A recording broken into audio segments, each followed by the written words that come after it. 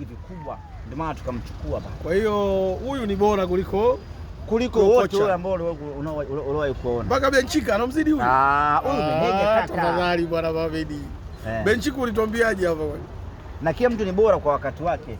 Benchika alikuwa bora wakati ule, lakini sasa hivi bora ni huyu ambaye ana CV ameshiba.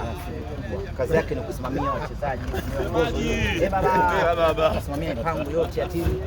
Sio tu na watu wawili. Ana maarifa mengi yule. Huyu anapika, anapakua kila kitu. Kila kitu. Anapoweza mpaka moto. Tunaanza naye mechi hivi tarehe 17 hapo. Baada ya international break. Baada ya international break. Kuna mechi ya ligi ya mabingwa Afrika. Hamna shida semaji. Biliani narudi tena. Wale nani wale wa Botswana? Simba si anarudi nani? Eswatini. Eswatini. Na mechi ya kwanza ilikuwa huko huko. Huko. Piga Eswatini, tunakuja Benjamin Mkapa hapo. Alafu tunaanza kutengeneza vipondo kwenye ligi kuu. Mechi inayofuata ligi kuu. Itakuja nani? Sijaangalia. Unajua hapo. Haya baba. Ni mwendo hapa tu. Ila sasa angalia huyu naye siye kama